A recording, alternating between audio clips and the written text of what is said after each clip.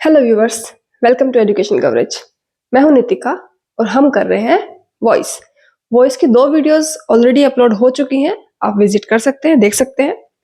And आज ये part 3 है। पार्ट 3 में हम क्या पढ़ने वाले हैं, जैसा कि आप देख सकते हैं, हम इंटेरोगेटिव सेंटेंसेस को डील करने वाले हैं। ठीक है, तो सबसे पहला क्वेश्चन आता है, इंटेरोगेटिव सेंटेंसेस होते क्या है। ये क्वेश्चन ही एक इंटेरोगेटिव सेंटेंस है एक्चुअली। ठीक है, तो इंटेरोगेटिव सेंटेंसेस क्या होते हैं, जिनमें हम क्वेश्चंस पूछने का काम करते हैं। किसी से भी कुछ भी क्वेश्चन पूछ रहे हैं, how are you, where are you going, when will you come, all these are questions. ठीक है, तो ये सारे सारे क्वेश्चंस होते हैं। क्वेश्चंस जो है वो हम 2 तरीके से पूछ सकते हैं। किसी से भी 2 तरीके होते हैं क्वेश्चंस पूछने के लिए। पहला तो भाई हम हेल्पिंग वर्ब का यूज करके पूछ सकते हैं, जैसे कि हमने टेंसेस में पढ़ा था, है ना। जैसा कि हमने टेंसेस में पढ़ा था, हम हेल्पिंग वर्ब का यूज करके क्वेश्चंस को पूछ सकते हैं। दूसरा तरीका होता है हम WH वर्ड्स का यूज करें। अब WH वर्ड्स क्या है? WH वर्ड्स इंक्लूड करते हैं व्हाट, व्हेन, हाउ, ये सब वर्ड्स। ठीक है, जो W से शुरू होते हैं या फिर H से शुरू होते हैं, उन्हें हम WH वर्ड्स कहते हैं। ठीक है, तो या तो फिर क्वेश्चन हमारा WH वर्ड से शुरू हो सकते हैं, या फिर हमारे क्वेश्चन जो है वो यस नो क्वेश्चंस होते हैं। यस नो क्वेश्चंस क्या बोला मैंने? एक्चुअली होता क्या है ना, जो क्वेश्चंस होते हैं जो हम हेल्पिंग वर्ब से शुरू करते हैं, उन क्वेश्चंस का आंसर जनरली हम यस नो में देते हैं। वो कैसे भाई? सिंपल सा क्वेश्चन देती हूँ, are you going to school? सामने वाला जो भी है वो जवाब दे सकता है यस और नो, मतलब हाँ मैं जा रहा हूँ, या फिर नहीं मैं नहीं जा रहा। नहीं बोलने से काम चल जाएगा, सिमिलरली हाँ बोलने से भी काम चल जाएगा। ठीक है, तो यहाँ पर क्या है, यस और नो में सफिशिएंटली आंसर मिल जाता है, हमें पूरा सेंटेंस बोलने की जरूरत नहीं होती है। लेकिन अगर हम WH वर्ड्स की बात करें तो WH में आता है वाई का आंसर तो हम पूरा देंगे लॉजिक के साथ, because and all what are the reasons there. ठीक है, तो इसमें क्या है, WH वर्ड्स में हम कभी भी वन वर्ड आंसर नहीं दे पाते हैं। ठीक है, इसीलिए 2 कैटेगरीज में हम बोल सकते हैं, वो क्वेश्चन जो WH वर्ड से शुरू होते हैं और वो क्वेश्चन जिनका आंसर यस नो होता है। अदरवाइज हम ऐसे बोल सकते हैं कि वो क्वेश्चन जो कि हेल्पिंग वर्ब से शुरू होते हैं, हेल्पिंग वर्ब से शुरू होते हैं। और दूसरा कैटेगरी कौन सा है? दूसरा वो क्वेश्चन है जो कि WH वर्ड से शुरू होते हैं। ठीक है, सो सबसे पहले हम डील करेंगे यस नो क्वेश्चंस को या फिर हेल्पिंग वर्ब से शुरू होने वाले क्वेश्चंस को। तो आइए देखते हैं। यस नो क्वेश्चंस में सबसे पहले हम प्रेजेंट टेंस ही लेते हैं। Do does plus subject plus V1 plus object, ये हमारा स्ट्रक्चर होता था। जरा याद करने की कोशिश कीजिए। सिंपल प्रेजेंट टेंस में क्या होता था, जब हम असर्टिव सेंटेंस बनाते थे तो वर्ब के साथ हम SEIS का यूज करते थे। लेकिन जब हम इंटेरोगेटिव बनाते थे या फिर नेगेटिव बनाते थे, तभी हम हेल्पिंग वर्ब को इंट्रोड्यूस करते थे। राइट, तो जब हम हेल्पिंग वर्ब को इंट्रोड्यूस करते थे उस वक्त क्या करते थे, जब भी हमने, depending on the subject obviously, do लगेगा या डज लगेगा। डज जो है वो सिंगुलर के लिए होता है, डू हमारा plural helping verb, plural subjects के साथ यूज होता है। ठीक है, सो यहाँ पर क्या है, या तो फिर डू हो या फिर डज हो, डजंट मैटर, सब्जेक्ट के साथ हमेशा V1 आएगा, SEIS नहीं आएगा। SEIS नहीं आएगा। क्यों नहीं आएगा? देखिए, हमने जब टेंसेस पढ़े थे तब हमने पढ़ा था कि होता क्या है, जो हमारा सब्जेक्ट ऑफ एग्रीमेंट में ले लीजिए या फिर कैसे भी ले लीजिए, कि हम सिंगुलर सब्जेक्ट जो होता है वो हमेशा क्या करते हैं, वो हमेशा सिंगुलर वर्ब लेते हैं, है ना। सिंगुलर सब्जेक्ट क्या लेंगे, सिंगुलर वर्ब का ही, इनके साथ सिंगुलर वर्ब का ही यूज होता है। ठीक है, अब वर्ब सिंगुलर कब बनती है? वर्ब सिंगुलर जब बनती है जब हम इसके साथ SEIS को ऐड करते हैं, अदरवाइज वो प्लूरल होती है बेस फॉर्म में। ठीक है, तो सिंगुलर सब्जेक्ट सिंगुलर वर्ब यानी कि ये। अब अगर हमारा सब्जेक्ट यहाँ पर सिंगुलर है, अगर हमारा सब्जेक्ट यहाँ पर सिंगुलर है, मान लीजिए मैंने ही यूज किया, तो ही के साथ क्या आता है, हेल्पिंग वर्ब की बात करें तो सिंगुलर के साथ सिंगुलर हेल्पिंग वर्ब क्या है, डज। ES लगा है ना, सो ये डज जो है वो सिंगुलर हेल्पिंग वर्ब है। अब ऑलरेडी जब एक बार सिंगुलर वर्ब लग चुकी है, this is also a verb, no, भले ये हेल्पिंग वर्ब है बट है तो वर्ब ही। तो ये क्या है, हम ऑलरेडी जब एक वर्ब सिंगुलर वर्ब यूज कर चुके हैं इस सब्जेक्ट के लिए, तो इसको दूसरे वर्ब सिंगुलर हो ये जरूरी नहीं है, ये हम ऑलरेडी टेंसेस में कवर कर चुके हैं, आप देख लीजिएगा वीडियो में। ठीक है, so does subject V1 object, ये होता है। अब क्या हुआ, डज के साथ हमेशा V1 लगेगा, SEIS नहीं लगेगा। क्यों नहीं लगेगा, तो मैंने आपको बता दिया, जब हम ऑलरेडी एक सिंगुलर हेल्पिंग वर्ब यूज कर चुके हैं, सिंगुलर वर्ब यूज कर चुके हैं, तो मेन वर्ब को हमें सिंगुलर बनाने की कोई जरूरत नहीं है। ठीक है, तो ये डू प्लस डज, डू और डज ऑब्वियसली बात है, हम क्वेश्चन पूछ रहे तो हेल्पिंग वर्ब को हम आगे लेकर आते थे, यही होता था ना।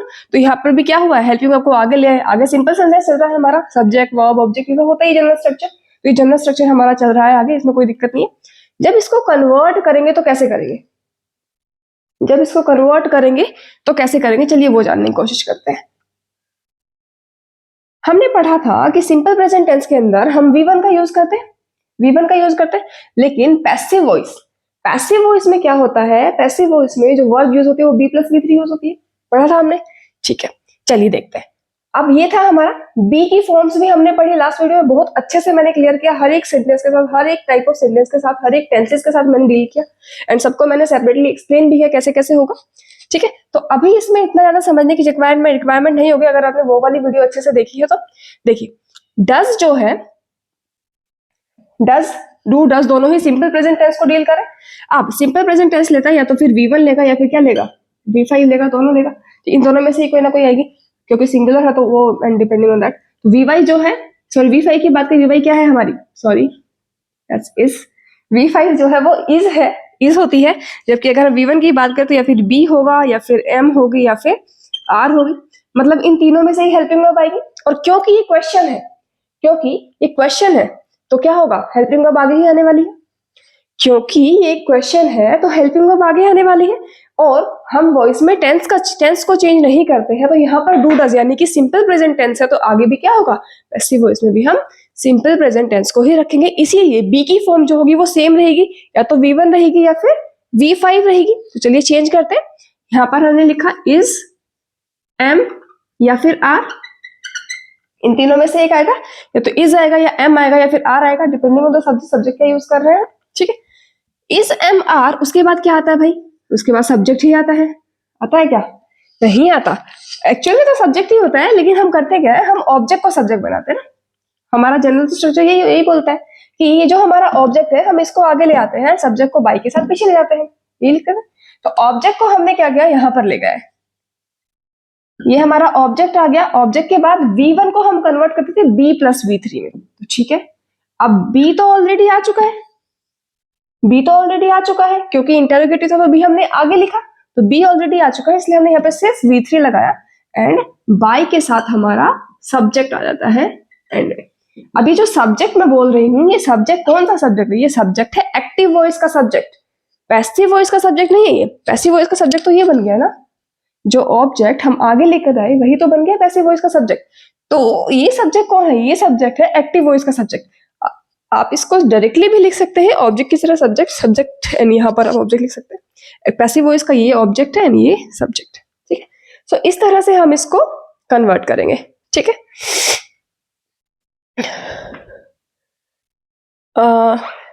चलिए ये हमने सिंपल प्रेजेंट को डील किया, सॉरी प्रेजेंट में हमने इंटरोगेटिव सेंटेंस को डील किया। चलिए अब हम पास्ट टेंस को और साथ साथ देख लेते हैं, फिर हम साथ साथ एग्जांपल्स भी कर लेंगे दोनों के। ठीक है, तो जब हम पास्ट टेंस को करेंगे तो क्या होगा, देखिए सिंपल है, वेरी इजी, दैट्स व्हाई मैं साथ साथ करा रही हूँ ताकि आप रिलेट कर सके। डू और डज सिंपल प्रेजेंट की हेल्पिंग वर्ब होती है, सिंपल पास्ट की क्या होती है, डिड। तो हमने क्या लगाया, क्वेश्चन होगा तो क्या आएगा, यहाँ पर डिड आएगा, डिड के बाद क्या आएगा, सब्जेक्ट आता है हमारा, उसके बाद डिड के साथ भी तो V1 ही आती है, तो यहाँ पर V1 आएगी एंड ऑब्जेक्ट, इंटरोगेशन। ओके, अब V2 है डिड हमारा, डू डज V1 था, डिड जो है वो V2 है। B का V2 फॉर्म क्या होता था, याद कीजिए, वॉज वर होता था। तो ये जो है ये कन्वर्ट हो जाएगा हमारा वॉज या वर में, वो हम चूज करेंगे डिपेंडिंग ऑन द ऑब्जेक्ट, क्योंकि ये ऑब्जेक्ट आगे आके सब्जेक्ट बनेगा, तो इसके अकॉर्डिंग हम यूज करेंगे। सिंगुलर है तो हम वॉज लगाएंगे, प्लूरल है तो वर्ब लगाएंगे। तो ये होगा, इसके बाद ऑब्जेक्ट आगे आता है, जैसा कि पैसिव वॉइस में आता ही है, ऑब्जेक्ट आगे आएगा and B plus V3, B already use कर चुके हैं, तो यहाँ पर क्या आ जाएगा, यहाँ पर V3 आएगा एंड बाय के साथ हमारा सब्जेक्ट आ जाएगा। वेरी इजी नो, इस तरह से हम इसको कन्वर्ट करते हैं। ठीक है, आई होप ये आपको क्लियर रहा होगा, क्लियर हो गया होगा, कोई दिक्कत नहीं है इसके अंदर। चलिए अब इसे एग्जांपल्स देखते हैं थोड़ा।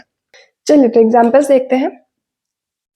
Do you know him, do you know him, do does helping verb I है, इसका मतलब क्या है, इसका मतलब ये कि सिंपल प्रेजेंट टेंस है। नो V1 आया है, सब्जेक्ट हमारा ये है, ऑब्जेक्ट हमारा ये है। ये क्या है, हमारा सब्जेक्ट है, ये हमारा ऑब्जेक्ट है और ये हमारी वर्ब है। ठीक है, तो कन्वर्ट करने की कोशिश करते हैं। हिम ऑब्जेक्टिव केस है, जब इसको सब्जेक्ट बनाएंगे तो ये क्या बन जाएगा, ही बन जाएगा। है ना, ये ही बन जाएगा। अब ही सिंगुलर है तो क्या लेगा, सिंगुलर वर्ब लेगा, तो ही के साथ इज आएगा, एम आएगा या आर आएगा, के साथ इज आएगा, तो इज ही। इसके बाद हम V3 लगाते थे, बी प्लस V3, V3 किसका, ऑब्वियसली वर्ब का, तो वर्ब नो है तो नो क्या बन जाएगा, इज ही नोन। अब इसके बाद बाय के साथ हम ये सब्जेक्ट लगाते थे, तो यू का ऑब्जेक्टिव केस भी यू ही होता है, तो is he known by you. Good, ठीक है। अब हम सेकेंड सेंटेंस को डील करते हैं। अगर पास्ट में होता तो डिड आई, सॉरी,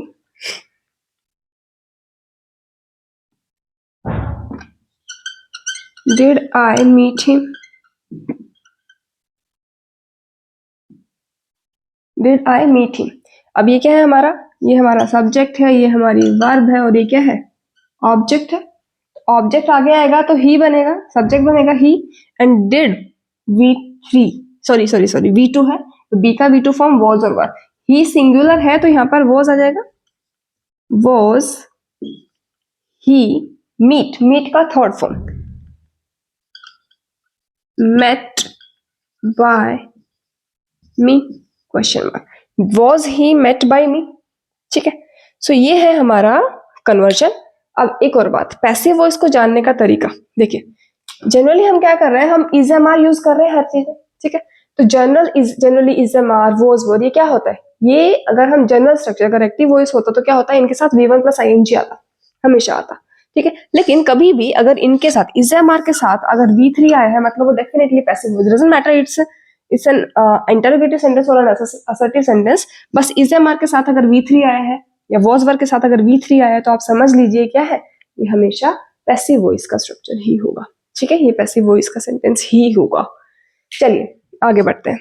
देखिए अगर कॉन्टिन्यूअस में क्वेश्चन पूछा जा रहा है तो कैसे होगा, देखिए is am are plus subject plus V1 plus ING plus object, यही स्ट्रक्चर होता है कॉन्टिन्यूअस का, अगर क्वेश्चन पूछा जा रहा है इंटरोगेटिव सेंटेंसेस का, ठीक है। तो इज एम आर तो obviously is am are, V1 ही लगेगा, तो इज एम आर आ गया हमारा V1 और V5। ऑब्जेक्ट हमारा आगे आ जाता है, सब्जेक्ट बन जाता है, तो ये ऑब्जेक्ट आ गया हमारा। V1 प्लस ING को हम कन्वर्ट करते हैं बीइंग प्लस V3 में, तो वही मैंने लिखा being plus V3, and subject हमारा चला जाता है बाई प्लस सब्जेक्ट, ठीक है। बेसिक सा स्ट्रक्चर, कोई भी दिक्कत नहीं होनी चाहिए, कोई भी परेशानी नहीं होनी चाहिए इसके अंदर। चलिए अब क्या है, हम साथ साथ डील कर लेते हैं पास्ट कॉन्टिन्यूअस में भी, क्योंकि सेम ही स्ट्रक्चर होता है, कुछ ज्यादा डिफरेंसेस नहीं होते, उसके में भी V1 प्लस ING ही आता है, बस ये इज एम आर की जगह क्या होता है, वॉज वर आ जाता है। तो इज एम आर की जगह अगर वॉज वर होगा तो क्या होगा, subject plus V1 plus ING plus object हो जाएगा, ठीक है। अब यहाँ पर इज एम आर है तो प्रेजेंट था, तो हमने इज एम आर ही यूज किया, V1 ही यूज किया। लेकिन अगर यहाँ पर इज एम आर ना होकर क्या होता, अगर यहाँ पर वॉज वर होता तो क्या होता, तो यहाँ पर भी तो वॉज वर ही आ जाता है ना, यहाँ पर भी हम V2 का यूज करते हैं, बी की V2 की फॉर्म, एंड वॉज वर, या फिर अगर प्रेजेंट में है तो इज एम आर, ऑब्जेक्ट ये आगे आएगा being plus V3, V1 plus ING convert होता है इसके अंदर, V1 प्लस ING किसमें कन्वर्ट होता है, बीइंग प्लस V3 में, and plus by plus subject हमारा पीछे चला जाता है, ठीक है। सो बहुत ईजी है ये, बिल्कुल। जो अगर आपको असर्टिव समझ में आ गया ना, तो ये समझना कोई डिफिकल्ट चीज नहीं है, बहुत ईजी है, बिल्कुल सेम वही कॉन्सेप्ट यहाँ पर यूज हो रहे हैं, ठीक है। तो आप पहले अच्छे से असर्टिव पे ध्यान दीजिए, असर्टिव अगर आपको क्लियर हो जाए तो ही आप इंटरोगेटिव पे आगे बढ़िएगा, बहुत ईजी है। एनीवे, ठीक है। तो इस तरह से हम प्रेजेंट कॉन्टिन्यूअस या फिर पास्ट कॉन्टिन्यूअस के क्वेश्चन इंटरोगेटिव सेंटेंसेस को भी हम कन्वर्ट कर सकते हैं। तो एग्जाम्पल देखते हैं, are you writing a letter, are you writing a letter, कैसे कन्वर्ट करेंगे, आर का आर ही रहेगा क्या, अ लेटर जो हमारा ऑब्जेक्ट है वो सब्जेक्ट बनेगा, अगर अ लेटर वो सब्जेक्ट बनेगा तो अ लेटर के हिसाब से ही हमारी हेल्पिंग वर्ब आएगी, अ लेटर बीइंग सिंगुलर यहाँ पर आ जाएगा इज अ लेटर, आगे being plus V3, being written by you, object है तो ऑब्जेक्ट बन जाएगा यहाँ पर, सब्जेक्ट पीछे, ठीक है। सो इस तरह से हम कन्वर्ट करेंगे। अगर यहाँ पर आर ना होकर वर होता तो यहाँ पर भी क्या होता, फिर से वॉज हो जाता हमारा, क्योंकि हम टेंस चेंज नहीं कर सकते, इसीलिए अगर यहाँ पर वर V2 की फॉर्म यूज हुई है तो यहाँ पर भी हम V2 यानी कि वर भी यूज करेंगे, सॉरी वॉज ही यूज करेंगे, टेंस चेंज हम नहीं करेंगे, ठीक है। तो ये था हमारा कॉन्टिन्यूअस पे इंटरोगेटिव सेंटेंसेस, चलिए आगे बढ़ते हैं परफेक्ट की तरफ। तो ये है हमारा परफेक्ट टेंस। परफेक्ट टेंस में क्या होता है, हैज हैव हेल्पिंग वर्ब आती है। प्रेजेंट परफेक्ट की अगर हम बात करें तो, और पास्ट परफेक्ट की बात करें तो हैड आती है। देखिए स्ट्रक्चर सेम रहता है, तो हम प्रेजेंट और पास्ट को साथ साथ डील कर रहे हैं, ठीक है। तो यहाँ पर हैड होता subject plus V3 plus V4, इस तरह से होता। हैज हैव हैड कुछ भी हो सकता है। हम क्या करेंगे, ऑब्जेक्ट को हम आगे ले आएंगे, पैसिव वॉइस का सब्जेक्ट बना देंगे। तो ऑब्जेक्ट V3 किस में कन्वर्ट होता था, नहीं सिर्फ V3 नहीं, हैज हैव और हैड प्लस V3 किस में कन्वर्ट होता है, बीन प्लस V3 में कन्वर्ट होता था, राइट। ठीक है, तो बीन प्लस V3 सब्जेक्ट यहाँ पर, सॉरी बाय सब्जेक्ट आएगा, ठीक है। तो एग्जाम्पल देखते हैं इसका। Have you posted the letter,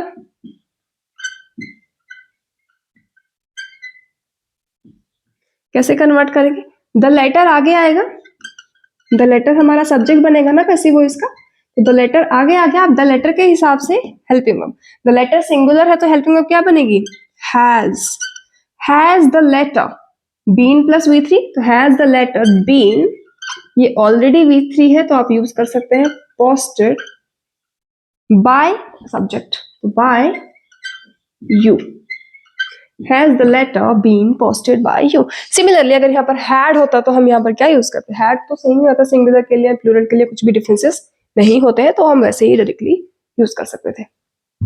so next है हमारा, अगर हमारा क्वेश्चन जो हो मोडाल से शुरू हो रहा हो तो कैसे डील करेंगे। मोडाल आगे आता है, ऑब्वियसली क्वेश्चन में आगे आता है हेल्पिंग वर्ब हो या फिर कुछ भी वर्ब्स जो होती है, ठीक है। तो मोडाल आगे आ गया, subject plus V1 plus object, ये हमारा जनरल स्ट्रक्चर है। जब इसको कन्वर्ट करते हैं तो क्या होता है, मोडाल ऑब्जेक्ट हमारा आगे आता है, तो आगे आ गया V1 जो है वो B प्लस V3 में कन्वर्ट होता था, वही है सब्जेक्ट का by plus subject, no changes, very easy ना, बिकॉज हर एक टाइप ऑफ सेंटेंस में हम सेम ही तरीके से डील कर रहे हैं। तो चलिए क्वेश्चन एग्जाम्पल देखते हैं इसका। Shall I post the letter, इसमें क्या, शेल का तो शेल ही रहेगा, वॉन्ट चेंज, तो शेल द लेटर आगे आ जाएगा, the letter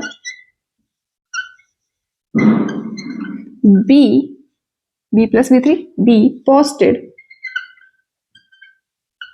bye me, I का ऑब्जेक्टिव केसेस मी, ठीक है, ये होना चाहिए। लेकिन ये जो शेल है एक्चुअल में होता क्या है, शेल जो है वो जनरल केस में हम आई और वी के साथ ही यूज करते हैं, यानी कि फर्स्ट पर्सन के साथ हम यूज करते हैं। यहाँ पर क्या है, हमारा थर्ड पर्सन है, थर्ड पर्सन क्या लेता है, क्या शेल लेता है, जी नहीं, विल लेता है। तो हम यहाँ पर भले ही ऊपर शेल लिखा है, हम यहाँ पर जब कन्वर्ट कर रहे होंगे तो हम विल यूज करेंगे, will the letter be posted by me, shall the letter be posted by me, no problem. देखिए मैं ये नहीं बोलूंगी कि ये जो शेल है ये गलत है, ठीक है, कभी भी गलत नहीं होता, हम विल शेल हम कैसे भी इंटरचेंजिंगली यूज कर सकते हैं। बस प्रॉब्लम ये है कि थोड़ा सा डिटर्मिनेशन आ जाता है जब हम इन चीजों को चेंज करते हैं। जनरल केस में अगर हम बात करें, जनरली हमें कोई बात बोलनी है तो हम फर्स्ट पर्सन के साथ आई और वी के साथ हम शेल का यूज करते हैं। अगर हमें किसी चीज पे एम्फेसिस डालना है, बहुत डिटर्मिनेशन शो करना है, तो हम क्या करते हैं, हम सेकंड और थर्ड पर्सन के साथ हम शेल का यूज कर लेते हैं, ठीक है। तो अगर यहाँ पर शेल लिखा है तो वो गलत नहीं है, बस उसका थोड़ा सा एम्फेसिस चेंज होता है और कुछ भी चेंज नहीं होता, डिटर्मिनेशन लेवल चेंज होता है, दैट्स इट, ठीक है। तो मैं बिल्कुल भी नहीं कहूंगी कि यहाँ पर शेल गलत है। कुछ लोग बोलते हैं कि ऐसा कीजिए, it's not necessary, not at all, कोई जरूरत नहीं है। एंड सबसे बड़ी बात, आपको तो 4 ऑप्शंस गिवन होंगे, उनमें से चूज करना है, ठीक है। तो शेल का ऐसा कभी भी नहीं होगा कि शेल का भी ऑप्शन आपको मिल रहा है और विल का भी ऑप्शन आपको मिल रहा है, ठीक है। हमेशा होगा कि एक ही ऑप्शन होगा, तो आपको उनमें से एक ही चूज करना है, डेफिनेटली कोई प्रॉब्लम नहीं होनी चाहिए उसके साथ, ठीक है। तो शेल गलत नहीं है, इट्स जस्ट दैट कि अगर जनरल केस की बात करें, जनरल सिनेरियो है, तो उसके आगे हम क्या करते हैं, द लेटर, यानी कि थर्ड पर्सन है, थर्ड पर्सन हम विल का यूज करते हैं। सो ये था हमारा यस नो क्वेश्चन के सारे हमने चीजें डील करी सेपरेटली, एक एक करके हमने देखा, विद एग्जांपल्स देखा इनफैक्ट, ठीक है। चलिए अब बढ़ते हैं हम WH वर्ड के क्वेश्चंस की तरफ। तो WH क्वेश्चंस में सबसे पहले WH वर्ड्स क्या होते हैं उनके बारे में जानते हैं। तो WH वर्ड्स ये है हमारे why, how, where, when, what, who, whom, ये सारे के सारे वर्ड्स WH वर्ड्स हैं, ठीक है। इनसे जब भी क्वेश्चन शुरू होता है तो हम उनको कैसे डील करेंगे उनकी बात करते हैं, एग्जाम्पल की बात करते हैं। Have you broken the glass, क्या ये सेंटेंस WH वर्ड से शुरू हो रहा है, हाँ H से तो शुरू हो रहा है, लेकिन H हमारी हेल्पिंग वर्ब भी तो है ना, ठीक है।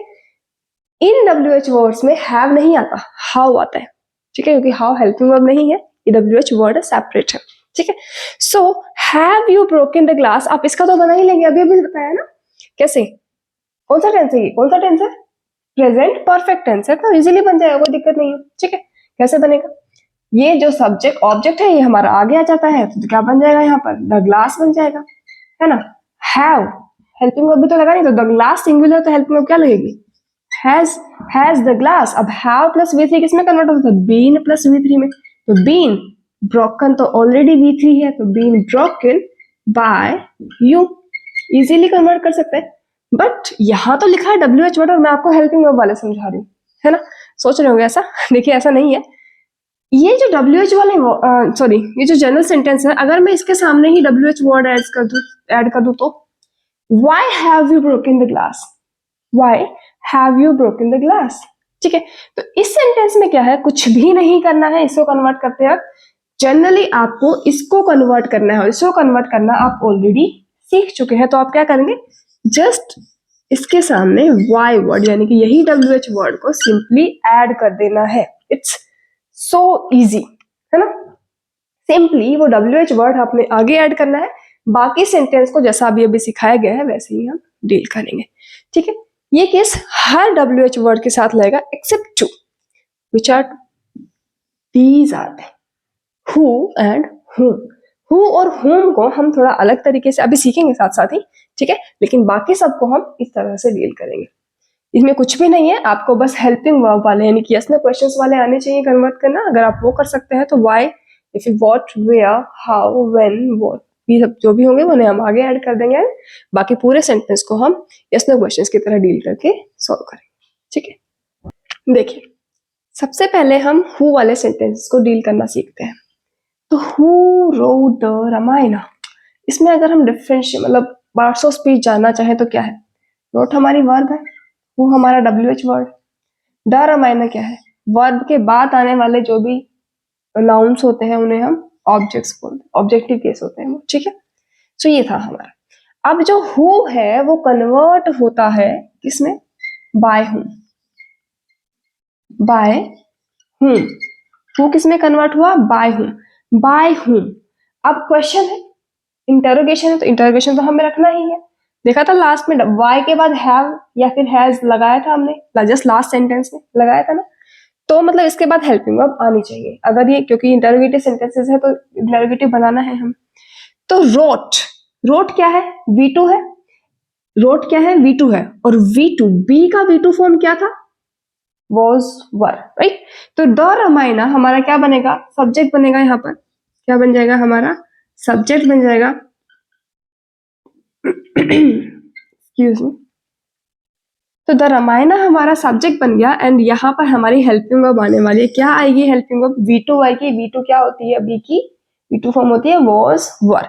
द रामायण सिंगुलर है तो यहाँ पर क्या आएगा, was. By whom was the Ramayana, इसके बाद क्या आना चाहिए, V3, B प्लस V3 आता है, B ऑलरेडी आ चुका है, अब क्या बना, V3 बचा है हमारा, क्या है, राइट, राइट हमारा इसका V1 है, तो V1 का V3 बनाइए, फिर रोट का V3 बनाइए, क्या होगा, return and question mark. Subject है नहीं ना, तो हम बाय सब्जेक्ट नहीं लगा सकते, बाय हमने ऑलरेडी लगा दिया, by whom. So by whom was the Ramayan written, very easy, कोई दिक्कत नहीं है, ठीक है। देखिए हु और whom वाले जो सेंटेंसेस होते हैं, स्पेशली हु की बात करते हैं, अभी हम हु से डील करें, चलिए। तो हु वाले जो सेंटेंसेस होते हैं ना, हम उनको दो तरीके से डील कर सकते हैं। एक तो हम क्या करेंगे, हु को हमने बाय whom में कन्वर्ट कर दिया, was द रामायण रिटन, बहुत इजी था। अब हम हु को बाय whom में कन्वर्ट न करके डायरेक्टली हम लिखे हु ही रखे, जैसा कि हम बाकी सबके साथ कर रहे थे वैसे चलने देते हैं इसके साथ भी, है ना। वाई को वाई रखा था, हाउ को हाउ, वेयर को वेयर रखते थे, वेन को वेन, वॉट को वॉट, तो हु को भी हु ही रख लेते हैं, है ना। हु, अब क्वेश्चन है, इंटरोगेशन है, मतलब इसके बाद आएगी हेल्पिंग वर्ब, हेल्पिंग वर्ब फिर आगे सब्जेक्ट तो यही बनेगा हमारा, ये ऑब्जेक्ट हमारा आगे आके सब्जेक्ट बनेगा पैसिव वॉइस का, एंड हमारा वर्ब जो आएगा हेल्पिंग वर्ब वो आएगी V2, तो was, who was the Ramayan written, be plus V3, be आ गया तो V3 भी तो आएगा। रिटन बाय, क्या सब्जेक्ट है? नहीं है, काफी है, इतना छोड़ देते हैं, है ना। Who was the Ramayan written by, हम ऐसे भी कर सकते हैं। अगर आपको ये बाय होम वाला थोड़ा सा कॉम्प्लेक्स लग रहा है, आपको डील करना कि हाँ सारे के सारे एक तरीके से हो जाए ना, आसान हो जाएगा ना, कुछ हमें डिफरेंट याद नहीं करना पड़ेगा, तो आप वैसे भी कर सकते हैं। हु का हु ही रखें, हु का हु ही रखें, जैसे कि बाकी WH वर्ड्स में हम करते हैं। एंड बिल्कुल बाकी सेम रूल जैसे चलता आ रहा है। अगर सब्जेक्ट नहीं है तो सब्जेक्ट को जगह छोड़ दीजिए, हम यहाँ पर सिंपली बाय का यूज कर सकते हैं, ठीक है। So who was the Ramayan written by, ये भी एकदम करेक्ट है। And by whom was the Ramayan written, ये भी एकदम करेक्ट है। देखिए ये बात थी जब हम कन्वर्ट कर रहे हैं खुद, जब सब्जेक्टिव फॉर्म ऑफ पेपर है। लेकिन ऑब्जेक्टिव पेपर में क्या होगा, ऑप्शंस में हो सकता है कि सारे के सारे ऑप्शंस फर्स्ट इस टाइप के मिल जाए, बाय होम बाय होम। अगर आप ये ना सीख कर जाएं और मिल जाए ऐसा क्वेश्चन मतलब ऑप्शंस में, तो आप क्या करेंगे, आप समझ ही नहीं पाएंगे कि कौन सा सही है कौन सा गलत है। तो आपको क्या करना है, आपको दोनों सीख कर जाने हैं, ठीक है, दोनों सीख कर जाने हैं, ताकि कोई भी ऑप्शंस में आ जाए हम कर देंगे, ठीक है, कोई भी ऑप्शन में दे दे हम कर देंगे, ठीक है। तो ऐसा ना कीजिए कि आप एक ही सीखें या फिर दो मतलब ऊपर वाला ही सीखें या फिर नीचे वाला ही आसान लग रहा है यही सीखें हम, ऐसा नहीं है, आपको दोनों करने हैं। क्योंकि ऑप्शन में पता नहीं कौन सा ऑप्शन दिया हो, दोनों ऑप्शंस कभी नहीं मिलेंगे, लेकिन हो सकता है सारे के सारे ऑप्शन इससे मिलते जुलते हो या फिर सारे सारे ऑप्शन इससे मिलते जुलते हो, तो आपको दोनों सीखना जरूरी है, ठीक है। चलिए अब बढ़ते हैं हम होम की तरफ। तो चलिए होम की तरफ देखते हैं। होम के दो एग्जांपल्स आपके सामने। whom have you invited, whom have you invited, पहले पार्ट्स ऑफ स्पीच जानने की कोशिश कीजिए। whom WH वर्ड है जिससे कि सेंटेंस शुरू हो रहा है। have हमारी हेल्पिंग वर्ब है, हेल्पिंग वर्ब के बाद क्या आता है, सब्जेक्ट आता है, ये है हमारी वर्ब। क्या हमारे पास ऑब्जेक्ट है? नहीं है। whom did you give the key, whom did you give the key, whom हमारा WH वर्ड है, did हमारी हेल्पिंग वर्ब है, you क्या है हमारा सब्जेक्ट है, गिव वर्ब है, द की इज ऑब्जेक्ट। इस सेंटेंस में ऑब्जेक्ट नहीं गिवन है, इसमें ऑब्जेक्ट गिवन है। चलो दोनों को देखते हैं कैसे करेंगे। whom जो है वो हमारा कन्वर्ट होता है who में, whom किस में कन्वर्ट होता है, who में। who अब ऑब्जेक्ट है वो सब्जेक्ट बनता है, क्या हमारे पास ऑब्जेक्ट है? नहीं है। चलिए लेकिन सबसे पहले ऑब्जेक्ट नहीं होने की वजह से अब हम ये डिसाइड नहीं कर सकते कि हु के बाद जो हेल्पिंग वर्ब आएगी वो सिंगुलर आएगी या प्लूरल आएगी, नहीं कर सकते। हमें नहीं पता यहाँ पर हैज आएगा कि हैव आएगा, क्योंकि हमारे पास अगर पैसिव वॉइस का सब्जेक्ट होता जो कि एक्टिव वॉइस का ऑब्जेक्ट होता वो सब्जेक्ट बनता, राइट। तो हम डिसाइड कर लेते उसके अकॉर्डिंग कि भाई सिंगुलर है तो सिंगुलर वर्ब लगाएंगे, प्लूरल है तो प्लूरल। तो अब आपके पास वो ऑप्शन नहीं है चूज करने का, तो आप कुछ भी लगा सकते हैं, हु हैव लगा सकते हैं या फिर हैज लगा सकते हैं, कोई प्रॉब्लम नहीं है। सो हु हैज और हैव, इसके बाद हमारा ऑब्जेक्ट आता था, इसका ऑब्जेक्ट आगे आता था, नहीं गिवन है, छोड़ देते हैं। इसके बाद क्या आता था, बीन प्लस V3, V3 है, V3 कन्वर्ट होता था बीन प्लस V3 में, sorry have plus V3 convert होता था बीन प्लस V3 में। So been V3 is invited by you, by you तो हमारा आता ही है सब्जेक्ट में, है ना। who has been invited by you या फिर who have been invited by you, ठीक है। क्योंकि हमारे पास ऑब्जेक्ट नहीं है तो हम डिसाइड नहीं कर सकते हैज आएगा कि हैव आएगा, इसलिए दोनों ही करेक्ट है, यहाँ पर एक में भी प्रॉब्लम नहीं है। चलिए आगे बढ़ते हैं। whom did you give the key, इसमें हमारे पास ऑब्जेक्ट, चलिए इसको देखते हैं। whom तो who में कन्वर्ट होता है, तो whom को मैंने who में कन्वर्ट किया। who के बाद हमारी हेल्पिंग वर्ब आती है, वो आती है हमारे इस ऑब्जेक्ट के अकॉर्डिंग, क्योंकि ये ऑब्जेक्ट हमारा सब्जेक्ट बनता है, तो सब्जेक्ट बना देते हैं पहले।